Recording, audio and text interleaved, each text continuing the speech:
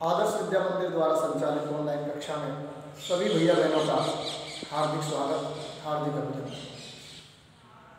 कक्षा 10 में विषय सामाजिक ज्ञान और पाठ नंबर 6 केंद्र सरकार लोकतांत्रिक राजनीति का ये दूसरा पाठ है। पहला पाठ हम लोकतंत्र की परिभाषा और प्रकारों के बारे में, विशेषताओं के बारे में, गुण दोषों के बारे में अध्ययन कर चुके हैं। आज का ये पाठ केंद्र सरकार से संबंधित है। इस पाठ में हम सरकार का अर्थ, सरकार के अंग, भारत की संसद और निर्वाचन प्रक्रिया, यानी सरकार में जो बनते हैं उनका निर्वाचन किस प्रकार होता है, इस संपूर्ण प्रक्रिया का अध्ययन करेंगे। सरकार के अंगों में व्यवस्थापिका, कार्यपालिका और न्यायपालिका, भारत की संसद में लोकसभा और राज्यसभा, और निर्वाचन प्रक्रिया में राष्ट्रपति का निर्वाचन, उपराष्ट्रपति का निर्वाचन, प्रधानमंत्री का निर्वाचन, इन सब के निर्वाचन के बारे में विस्तार से अध्ययन करेंगे। सबसे पहले हम आते हैं सरकार के अर्थ पर। सरकार वह संस्था है जो लोगों की सेवा करने के लिए कानून बनाती है और उनका निष्पादन करती है तथा जो पालन नहीं करता उनको सजा देने का काम, दंडित करने का काम करती है, अर्थात कानून का पालन करवाने का काम करती है। यह एक अमूर्त संस्था है, इसका कोई मूर्त रूप नहीं होता। यह अमूर्त संस्था है जो लोगों की सेवा करने के लिए मिल बैठकर कानून तैयार करती है, उनका निष्पादन करती है और जो कानूनों का पालन न करे उन्हें दंडित करने वाला है। एक स्वरूप है, उसे हम सरकार कहते हैं। सरकार के तीन अंग हैं, तीन भागों में सरकार को बांट रखा है, तीन अंगों में बांट रखा है। एक व्यवस्थापिका, दूसरा कार्यपालिका और तीसरा है न्यायपालिका। अब इन तीनों अंगों के अलग अलग प्रकार के काम हैं, परंतु तीनों अंग एक दूसरे से बहुत अच्छी तरह से कनेक्टेड हैं, जुड़े हुए हैं। व्यवस्थापिका का काम है कानून निर्माण करना, व्यवस्थापिका कानून बनाने का काम करती है। कार्यपालिका कानूनों को लागू करने का काम करती है, जो कानून निर्मित होते हैं उन कानूनों को लागू करने का काम कार्यपालिका करती है। और न्यायपालिका जो कानून बने हुए हैं उन कानूनों का जो पालन नहीं करता है, कानूनों का उल्लंघन करता है, उनसे कानून पालन करवाने का काम करती है, अर्थात जो कानून पालन नहीं करता उन्हें दंड देने का काम न्यायपालिका करती है। तो आज हम शुरुआत करते हैं व्यवस्थापिका से। व्यवस्थापिका सरकार के तीनों अंगों में पहला अंग है व्यवस्थापिका। भारतीय संविधान के अनुसार व्यवस्थापिका का गठन 2 स्तरों पर किया गया है। 2 स्तर बनाए व्यवस्थापिका। एक केंद्रीय व्यवस्थापिका जिसे संघीय व्यवस्थापिका कहते हैं, दूसरी राज्य व्यवस्थापिका। तो केंद्रीय व्यवस्थापिका संपूर्ण देश के लिए, संपूर्ण राज्य क्षेत्र के लिए अर्थात देश के लिए काम करती है। और राज्य व्यवस्थापिका जो अलग अलग राज्य बने हुए हैं उन राज्यों की व्यवस्था को संभालती है। तो इस प्रकार संसद संविधान के अनुसार व्यवस्थापिका का गठन 2 स्तरों पर हुआ है, वो है केंद्रीय व्यवस्थापिका और राज्य व्यवस्थापिका। भारतीय संविधान में केंद्रीय व्यवस्थापिका को संसद नाम दिया गया है। हमारे संविधान के अनुसार जो केंद्र की व्यवस्थापिका है वो केंद्रीय व्यवस्थापिका संसद कहलाती है, इसे हम संसद कहते हैं। जो केंद्रीय व्यवस्थापिका या संघीय व्यवस्थापिका कहलाती है उसको संसद नाम दिया है हमारे संविधान में, हमारी राजनीतिक व्यवस्था में नाम दिया है संसद। इस संसद के 3 अंग हैं। संसद के 3 प्रमुख अंग हैं, उनमें राष्ट्रपति, लोकसभा और राज्यसभा। राष्ट्रपति कार्यपालिका का प्रधान होता है, कानून निर्माण में भी इसकी महत्वपूर्ण भूमिका होती है। दूसरा है लोकसभा। लोकसभा प्रथम सदन, निम्न सदन, लोकप्रिय सदन, अस्थायी सदन आदि नामों से जाना जाता है और इस सदन का काम कानून निर्माण है। ये तीसरा है राज्यसभा। ये द्वितीय सदन के नाम से जाना जाता है, उच्च सदन के नाम से जाना जाता है या स्थायी सदन के नाम से जाना जाता है। इसको स्थायी सदन भी कहते हैं। ये स्थायी सदन है। ये दोनों मिलकर, लोकसभा और राज्यसभा मिलकर कानून निर्माण की प्रक्रिया को पूरा करते हैं। तो इस प्रकार संसद के ये 3 प्रमुख अंगों के बारे में मैंने पढ़ा। इसी प्रकार यानी संसद का निर्माण राष्ट्रपति, लोकसभा, राज्यसभा तीनों का संयुक्त नाम ही संसद है। राष्ट्रपति के साथ उपराष्ट्रपति, लोकसभा, राज्यसभा ये सब मिलकर के संसद के नाम से जाने जाते हैं, सब कुछ संसद कहते हैं।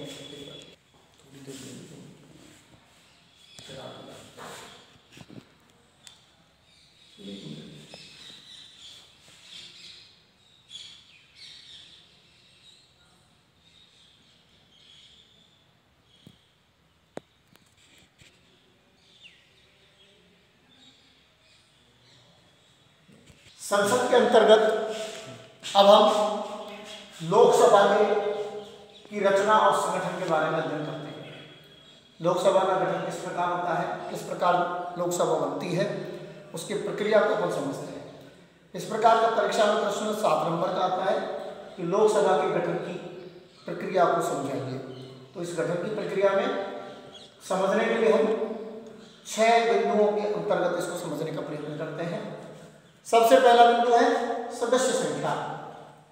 हमारा जो संविधान बना, उस संविधान के अनुसार लोकसभा में सदस्यों की अधिकतम संख्या 552 हो सकती है।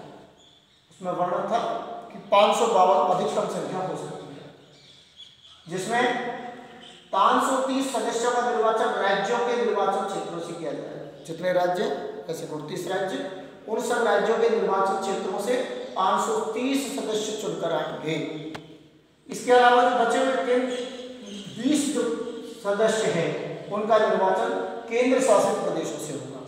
दिल्ली, चंडीगढ़, गोवा, दमन, दीव ये जो संघ शासित क्षेत्र है उनसे 20 सदस्य चुनकर आएंगे और बाकी बचे 2 सदस्य जो आंग्ल भारतीय सदस्य होंगे, एंग्लो इंडियन सदस्य जिन्हें कहा जाता है, उन सदस्यों का मनोनयन राष्ट्रपति महोदय द्वारा किया जाएगा। इस प्रकार कुल मिलाकर संसद में यानी लोकसभा में सदस्य संख्या 552 हो सकती है। परंतु वर्तमान में जो लोकसभा में सदस्यों की संख्या है वो है 545 सदस्य वर्तमान की लोकसभा में है। अब इनकी व्यवस्था है और ये किस प्रकार आते हैं निर्वाचित होकर। 530 सदस्य तो राज्यों के निर्वाचन क्षेत्रों से निर्वाचित होकर आते हैं और 13 संघीय क्षेत्रों से यानी केंद्र शासित प्रदेशों से 13 सदस्य चुनकर आते हैं और 2 सदस्यों का मनोनयन राष्ट्रपति करता है। इस प्रकार 545 सदस्य की संख्या लोकसभा के अंतर्गत होती है। तो पहला बिंदु लोकसभा की सदस्य संख्या। दूसरा बिंदु निर्वाचन। इनका निर्वाचन किस प्रकार होता है, ये चुनकर कैसे आते हैं। हमारे संविधान के अनुसार व्यवस्था दी गई है कि लोकसभा के सदस्यों का निर्वाचन प्रत्यक्ष रूप से होगा, डायरेक्ट होगा, जनता स्वयं करेगी और उसमें भी कौन करेगा, वयस्क मताधिकार द्वारा। वयस्क मतदाता अर्थात जिसने 18 वर्ष की आयु पूरी कर ली हो। भारत में 18 वर्ष की आयु पूरी करने वाले व्यक्ति को वयस्क मतदाता कहा जाता है। तो वयस्क मतदाता अपने मताधिकार द्वारा इन सदस्यों का निर्वाचन करता है। प्रत्येक पूरे देश को राज्यों के हिसाब से निर्वाचन क्षेत्रों में, अलग अलग राज्यों में निर्वाचन क्षेत्र बनाए गए और उनमें बांटा जाता है और निर्वाचन क्षेत्रों में से एक सदस्य चुनकर आता है। जैसे हमारे राज्य को 25 लोकसभा निर्वाचन क्षेत्रों में बांट रखा है और यहाँ से हर लोकसभा क्षेत्र से एक व्यक्ति, तो इस प्रकार 25 सदस्य चुनकर आते हैं। ऐसे अलग अलग राज्यों से अलग अलग प्रकार के प्रतिनिधि, अलग अलग संख्या में प्रतिनिधि जनसंख्या के आधार पर, भौगोलिक आधार पर जो बंटवारा किया है उस आधार पर व्यक्ति निर्वाचित होकर आते हैं और इस प्रकार निर्वाचन की प्रक्रिया होती है वरिष्ठ मताधिकार के आधार। तीसरा बिंदु आता है इसको स्पष्ट करने के लिए सदस्यों की योग्यता, यानी लोकसभा का सदस्य बनने के लिए किन किन योग्यताओं का होना आवश्यक है। वह योग्यताओं में पहली है, सबसे पहली शर्त है भारत का नागरिक होना चाहिए। वह व्यक्ति भारत का नागरिक हो यानी भारतीय नागरिकता उसे प्राप्त हो। तो दूसरा 25 वर्ष की आयु पूरी कर चुका हो। 25 वर्ष जिसने पूरे कर लिए, उससे ऊपर का कितना भी हो, 25 वर्ष की आयु पूरी कर चुका हो, वह संसद लोकसभा का सदस्य बन सकता है। तीसरा है सरकार के द्वारा किसी भी लाभ के पद पर नियुक्त न हो। कोई भी लाभ का पद, सरकारी नौकरी वह प्राप्त कर नहीं रहा हो, अर्थात लाभ के पद पर नियुक्ति उसकी न हो या सरकार द्वारा कोई लाभ उसे प्राप्त न हो रहा हो, ऐसे व्यक्ति को लोकसभा का सदस्य बनने का अधिकार बन सकता है। दिवालिया या पागल घोषित नहीं किया, न्यायालय द्वारा बहुत लोन ले लिया जाता है, चुकता नहीं है और अपने आप में दिवालिया घोषित करवा देता है, तो दिवालिया घोषित व्यक्ति और पागल घोषित व्यक्ति, ऐसे दिवालिया और पागल व्यक्ति भी लोकसभा का सदस्य बनने की योग्यता नहीं रखते। तो इस प्रकार 4 चीजें हमें ध्यान रखनी पड़ेगी सदस्यों की योग्यता के लिए। फिर चौथा बिंदु आता है कार्यकाल। सामान्यतः लोकसभा का कार्यकाल 5 वर्ष होता है, यानी एक बार चुनाव होते हैं, आम चुनाव के बाद लोकसभा के सदस्य जिन्हें सांसद कहते हैं वो 5 साल के लिए चुने जाते हैं। परंतु कई बार सरकार को बहुमत प्राप्त नहीं होता या कई ऐसी परिस्थितियां हो जाती है जिसके कारण लोकसभा को समय से पूर्व भी भंग किया जा सकता है, अर्थात 5 साल पहले भी इसको भंग किया जा सकता है। वैसे कार्यकाल है 5 वर्ष का, लेकिन कभी कभी समय से पूर्व भी इसको भंग किया जा सकता है और वह उतनी ही अवधि की लोकसभा मानी जाती है। 5वां बिंदु अधिवेशन। लोकसभा की जो बैठकें बुलाई जाती है, अधिवेशन जो बुलाए जाते हैं, उन अधिवेशनों की जब शुरुआत होती है तो शुरुआत लोकसभा के अधिवेशन की राष्ट्रपति के द्वारा की जाती है और राष्ट्रपति ही अधिवेशन को स्थगित करता है। स्थगित करना और बुलाना ये राष्ट्रपति का अधिकार क्षेत्र में आता है। लोकसभा अधिवेशन को बुलाना और लोकसभा के अधिवेशन को स्थगित करना। और छठा बिंदु है लोकसभा के गठन की प्रक्रिया में रचना में पदाधिकारी। लोकसभा के अंतर्गत 2 पदाधिकारी होते हैं।